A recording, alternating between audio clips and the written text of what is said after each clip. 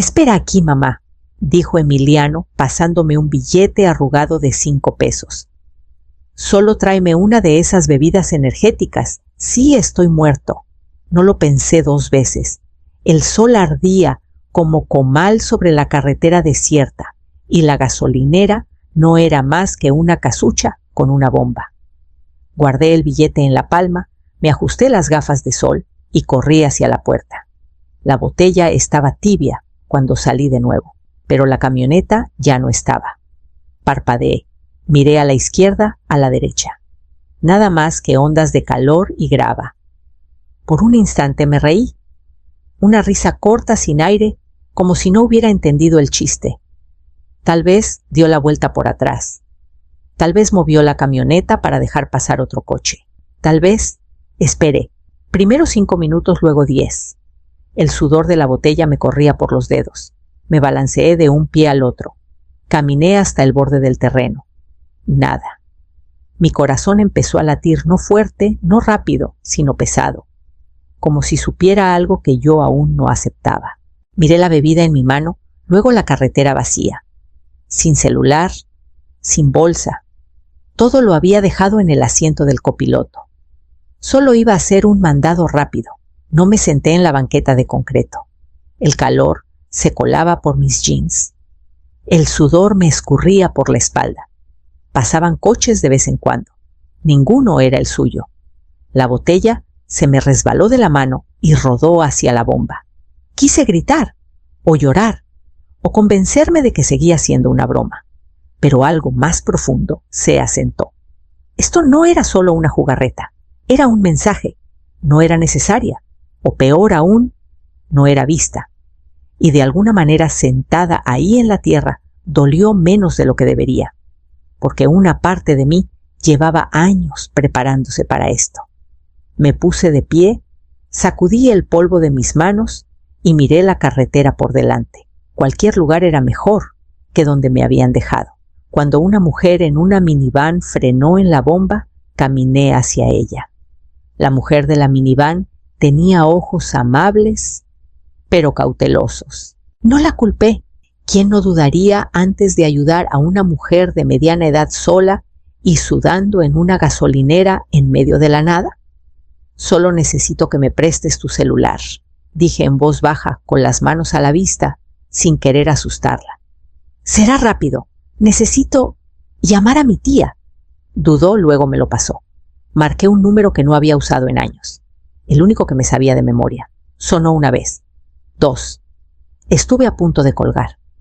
Bueno, tía Delfina, soy Maribel. Silencio. Luego un jadeo.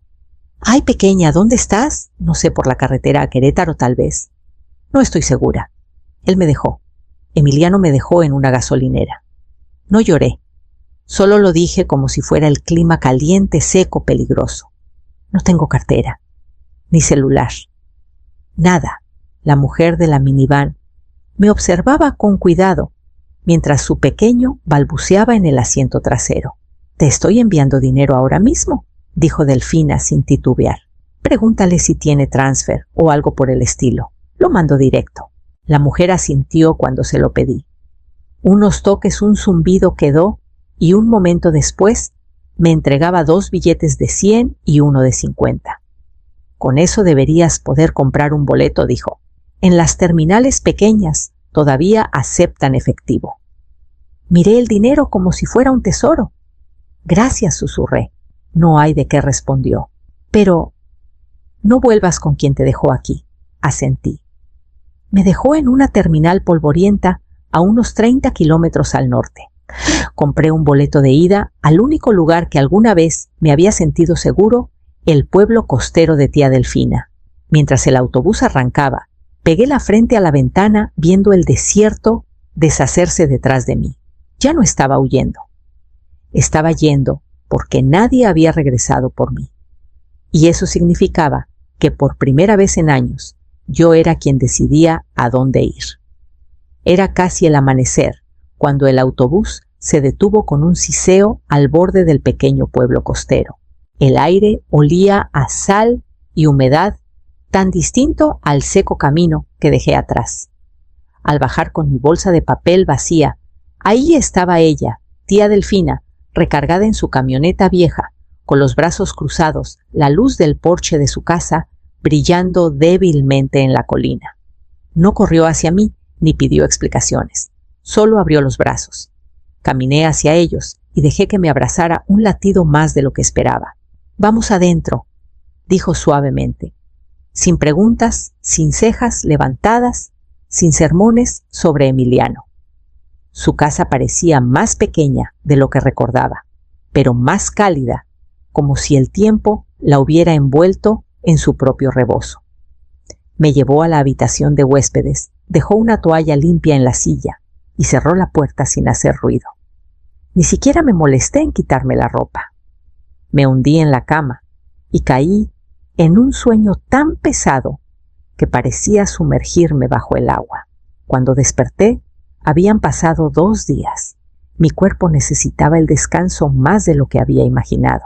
Tía Delfina estaba en la mesa de la cocina tejiendo como si nada hubiera cambiado desde que era niña. Deslizó un plato de pan con mermelada hacia mí sin levantar la vista. «Come», murmuró. Comí despacio saboreando cada bocado. Por primera vez en años, nadie me pidió que sonriera, que justificara mi cansancio, que explicara qué había pasado. Podía estar ahí descalza, con el cabello enredado y simplemente existir. Entre la segunda rebanada de pan y el café tibio, una pequeña idea empezó a echar raíces. Podía quedarme, silenciosamente. Empezar de nuevo sin que nadie supiera mi nombre, sin que nadie esperara que actuara. Miré por la ventana de la cocina, hacia la calle, la luz de la mañana. Atrapada en una fila de tiendas comunes, y vi el letrero desvaído de una pequeña florería en la esquina. La mujer en el espejo no parecía nueva, pero tampoco rota. Cuando la dueña de la florería me pidió mi nombre para el horario, dudé solo un segundo. Maribel Fuentes, dije. Fuentes era el apellido de soltera de mi madre. Lo escribía con cuidado en la parte inferior de las tarjetas de recetas y en las portadas de los libros de la biblioteca. Emiliano nunca la conoció, nunca le importó. Usar su nombre ahora era como un pequeño homenaje, un lazo a alguien que me había amado sin condiciones. La florería estaba cerca del muelle donde los veleros se mecían suavemente y los turistas entraban por llaveros de vidrio marino y postales. Olía a eucalipto y tierra húmeda, y cada mañana abría la puerta antes del amanecer, barría la entrada y encendía la cafetera. Doña Celia, la dueña, quería todo impecable. Eso me gustaba de ella. Me enseñó a preparar rosas sin magullar los pétalos, a atar ramos con justo el listón necesario, a cuidar las cosas frágiles. No me preguntó de dónde venía ni por qué mis manos temblaban a veces cuando la puerta sonaba demasiado fuerte. No le conté a nadie de Emiliano, ni su nombre ni lo que hizo. No pertenecía aquí, no en la luz fresca de la mañana que se filtraba por las ventanas, no en el ritmo cuidadoso de tallos cubetas de agua y la música suave que sonaba en la trastienda. Cada día tenía su forma. Las mañanas eran para entregas, las tardes para clientes espontáneos, las noches para lavar cubetas y cortar tallos para el día siguiente. Usaba ropa sencilla. Me recogía el cabello. Dejaba que la rutina suavizara mis pensamientos como agua tibia sobre raíces tiesas. La gente entraba y me llamaba Maribel y no me inmutaba. No me escondía, estaba comenzando. Una tarde, mientras arreglaba un exhibidor de flores silvestres cerca de la ventana, la campana sonó, y un chico de unos 20 años con la camisa manchada de algo rojo entró tambaleándose. La campana de la puerta sonó fuerte, no como la entrada de un cliente cualquiera. Me giré desde el exhibidor para ver a un chico no mayor de 20 entrando a tropezones. Su camiseta estaba rota, manchada de oscuro en un lado, sus manos apretando las costillas. Por un segundo me quedé helada con las tijeras aún en los dedos, pero el instinto tomó el control. «Siéntate», dije, tomando los trapos limpios que usábamos para secar cubetas. Se dejó caer contra el mostrador, respirando en ráfagas cortas y rápidas. Presioné el trapo contra su costado, sintiendo el calor de la sangre filtrarse. Sostén esto, guié su mano, y con la otra tomé el teléfono de la tienda. Mi voz se mantuvo firme mientras le daba la dirección al operador, explicando que había un joven sangrando, posiblemente apuñalado. Me miró con los ojos vidriosos, pero buscando. «No te vayas», susurró. «No me voy a ningún lado», dije. Intentó sonreír, pero salió como una mueca. «Me recuerdas a mi mamá», dijo con voz ronca. No me inmuté. Solo apreté su mano más fuerte y mantuve presión en la herida. Afuera se oía el lamento lejano de las sirenas acercándose. La tienda olía a tierra húmeda y tallos cortados, un fondo extrañamente suave para su dolor. «Quédate conmigo», murmuré, mientras las sirenas se detenían y botas pesadas se acercaban a la puerta. Los paramédicos entraron con preguntas rápidas y movimientos precisos. Ayudé a subirlo a la camilla, manteniendo los ojos en su rostro hasta que lo sacaron. Cuando la puerta se cerró tras ellos, me quedé parada en un charco de sangre diluida y agua con el trapo flojo en la mano. Mi corazón latía fuerte, pero no había pánico, solo una extraña y firme resolución. A la mañana siguiente, mientras abría la tienda, la campana sonó de nuevo. Esta vez no estaba sangrando, pero ahí estaba él. Santiago empezó a aparecer cada pocos días después de eso. Al principio pensé que solo era para dar las gracias, pero luego lo encontraba barriendo la entrada antes de que abriera o arreglando el pestillo roto de la reja trasera, como si siempre hubiera sido su trabajo. No hablaba mucho y eso lo agradecía. Había un entendimiento silencioso entre nosotros. No pregunté dónde vivía ni por qué había llegado sangrando ese día. Él no preguntó quién era yo antes de Maribel Fuentes. Un sábado salí al patio trasero y lo encontré repintando la vieja barda, hombros quemados por el sol, jeans salpicados de pintura, tarareando como si perteneciera ahí. Cuando le pregunté por qué solo se encogió de hombros, se me ocurrió que ya era hora de que tuvieras algo que luciera nuevo. El vecindario empezó a notarlo. Los clientes sonreían diferente al entrar. Me llamaban la señora de las flores. Preguntaban por el chico que ayudaba con las entregas. ¿Es tu hijo?, preguntó una señora mayor, con suavidad, señalando a Santiago mientras arreglaba un jarrón de lirios cerca de la ventana. No respondí de inmediato. Solo me metí un mechón de cabello detrás de la oreja y volví a las rosas que estaba cortando. Pero por dentro sentí un cambio, como si mi corazón hubiera asentido en silencio que sí. Esa tarde, Santiago trajo una lata vieja con una sola margarita que encontró en el camino. «No es para vender», dijo poniéndola en la esquina de mi mesa de trabajo. «Solo algo para llenar el espacio vacío». No me di cuenta, hasta entonces, de cuánto había estado conteniendo el aliento. Vivir en silencio no es lo mismo que vivir plenamente. Algo en su presencia hacía que el silencio se sintiera como hogar, no solo como escondite. Cuando cerré esa noche, la margarita seguía ahí, atrapando la última luz dorada. Apagué las luces una por una, dejando solo el foco del porche brillando en la ventana, y así sin más, ya no sentía que estaba empezando de nuevo. Sentía que me estaba convirtiendo en alguien nuevo, alguien completo. La puerta no estaba cerrada con llave cuando llegué a casa. Al principio me dije que seguro olvidé en la prisa de la mañana. Santiago había pasado temprano con tacos de desayuno y nos reíamos de un cliente que insistía en rosas sin espinas. Pero al entrar lo sentí. Aire quieto, una pesadez que no cuadraba. Nada parecía fuera de lugar. No al principio. El sillón estaba como lo dejé, el correo apilado en la mesa de la entrada, mi taza de té secándose en el escurridor.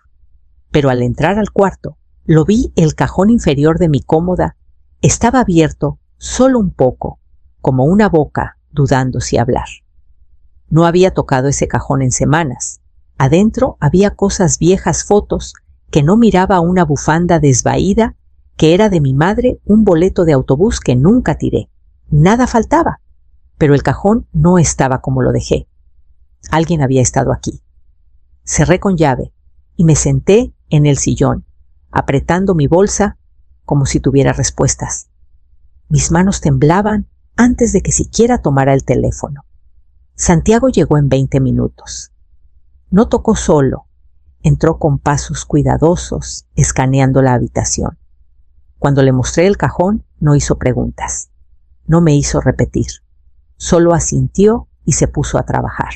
Cambió la cerradura de la puerta por una con código. Instaló una cámara en el porche que pidió desde su celular sin siquiera consultarme. Luego se sentó a la mesa de la cocina, tomando agua con los brazos cruzados, solo quedándose. ¿No tienes a dónde ir?, pregunté en voz baja. Me miró como si hubiera dicho algo absurdo. Estoy justo donde debo estar. Esa noche durmió en el sillón viejo, con una cobija que tía Delfina había tejido. Escuché el zumbido suave de la cámara del porche en el fondo. El miedo en mi pecho no se había ido, pero ahora tenía compañía. Una que vigilaba en la oscuridad sin necesidad de pedírselo. El sol de la mañana me daba suave en la cara mientras acomodaba jarrones de peonías en la mesa plegable. El mercado estaba en pleno apogeo, niños correteando entre los puestos, el aire cargado con olor a elote asado y pan caliente. Santiago estaba a mi lado, atando letreritos de pizarrón a los manojos de lavanda. Le gustaba ayudar en el puesto, decía que lo hacía sentir útil. A mí me gustaba tenerlo ahí, porque hacía que el espacio se sintiera seguro. Entregué el cambio a una señora cuando lo escuché. Mamá, una palabra. Rompió el aire como un hueso al quebrarse bajo presión. Me giré antes de poder contenerme, y ahí estaba, Emiliano. Su cabello estaba más largo, su cara más delgada, pero esa voz la reconocería en cualquier parte. No sonreía, parecía haber visto un fantasma. Sus ojos pasaron de mí a Santiago y de nuevo a mí. Santiago se irguió a mi lado callado e indescifrable. No dijo nada, no se movió. Solo observó. Emiliano dio un paso tentativo. ¿De verdad eres tú? No respondí. No con palabras. Enrollé el cordel alrededor de un ramo con mano firme. Tomé el siguiente manojo de tallos. Me moví como si no lo hubiera oído, porque en cierto modo no lo había hecho. Ese nombre mamá ya no le pertenecía. Sentía sus ojos pidiendo algo. Reconocimiento tal vez. Arrepentimiento. Pero yo había pasado 2 años convirtiéndome en alguien más. Alguien completa. Alguien a salvo. Santiago no desvió la mirada y yo no rompí mi silencio. Al final me giré no hacia Emiliano, sino en dirección opuesta. ¿Listo para recoger?, le pregunté a Santiago. Claro, dijo suavemente como si nada hubiera pasado. Y ahí supe, no estaba temblando. No tenía miedo, ni siquiera estaba enojada. Había terminado. Doblamos la mesa, cargamos las cajas en la parte trasera de la camioneta. Nunca miré atrás, pero aún sentía sus ojos en mis hombros mientras nos alejábamos como el pasado, viéndome elegir algo mejor. Llegó a la florería justo antes de cerrar. La campana sobre la puerta sonó y levanté la vista del mostrador esperando a uno de los clientes de siempre. Pero era Emiliano. Se veía más pequeño de lo que recordaba. No físicamente, sino como si algo dentro de él hubiera sido arrancado y nunca reemplazado. Se quedó justo en el umbral agarrando el marco de la puerta como si pudiera cerrarse sobre él. 5 minutos, dijo. Por favor, solo 5 minutos. No hablé. Me limpié las manos en una toalla y cerré el agua del fregadero trasero. El aire entre nosotros cargaba años de silencio. Fue un desastre, dijo con la voz quebrándose. Ese día dejarte fue el peor error de mi vida. Pensé que era una broma. No creí que de verdad te irías. No me fui, dije suavemente, mirándolo a los ojos. Me dejaron. Bajó la mirada. No me di cuenta hasta que fue tarde. Cuando regresé y ya no estabas, esperé. Semanas. Pensé que tal vez volverías enojada. Nunca lo hiciste. Me recargué en el mostrador. ¿Por qué estás aquí ahora?, dudó. Vi la florería. Lo vi, a él añadió, refiriéndose a Santiago. Supongo que necesitaba saber si estabas bien. Asentí. Lo estoy. Emiliano tragó con fuerza. No sé quién es para ti, pero es alguien que nunca me dejó esperando, dije. Eso es lo que es. Su rostro se torció. Dolor, tal vez. Arrepentimiento. No podía distinguirlo. No desaparecí, Emiliano, continué. Floreí donde me dejaste. Asintió lentamente con lágrimas brillando en sus ojos. Me lo merezco. Mereces el peso de lo que hiciste, dije, pero no el derecho a reescribirlo. Por un momento solo estuvimos ahí. Dos personas, sin nada más que ofrecerse salvo la verdad. Luego giré el letrero de la puerta a cerrado. Él retrocedió sin protestar. Santiago llegó un minuto después con 2 cafés. ¿Todo bien?, sonreí débilmente. Ahora sí, la segunda florería abrió sin alboroto, igual que la primera, sin letrero grande, sin cortar listones, solo el aroma de lirios frescos flotando en la calle y un pizarrón afuera que decía «Abierto». Santiago manejaba la tienda del muelle, ahora firme como siempre. Había crecido en su espacio, como si siempre hubiera pertenecido ahí. A veces la gente aún murmuraba al vernos juntos. «¿Es su hijo?», decían en voz baja, sobre ramos de peonías o mientras jugaban con las mangas de sus chamarras, esperando alguna explicación. Nunca di una, solo sonreía. ¿Qué podía decir? Que no nació de mí, pero se había convertido en mi razón para levantarme por las mañanas, que había reparado más que la barda de la tienda, que había sanado cosas que ni sabía que estaban rotas. La verdad era que no les debía nada. Santiago me llamaba mamá, ahora a veces en voz alta, a veces en la forma en que preguntaba si ya había comido o dejaba una taza de café en mi escritorio justo como me gustaba. No lo decía para presumir, lo decía porque era real. Y yo respondía no porque tuviera que hacerlo, sino porque quería. Emiliano no regresó. No esperaba que lo hiciera. Lo que sea que buscara no estaba aquí. No más. Le deseé sanación desde lejos. Me senté afuera de la nueva tienda en la primera noche fresca de otoño, envolviéndome más en mi suéter y viendo las hojas deslizarse por la banqueta. Adentro, una chica compraba girasoles para su abuela. Podía escuchar a Santiago riendo mientras cobraba. Esta vida no era la que me habían dado, era la que elegí. Y en ese momento tranquilo, rodeada de flores rizas y el suave zumbido de pertenencia, me di cuenta ya no necesitaba mirar atrás.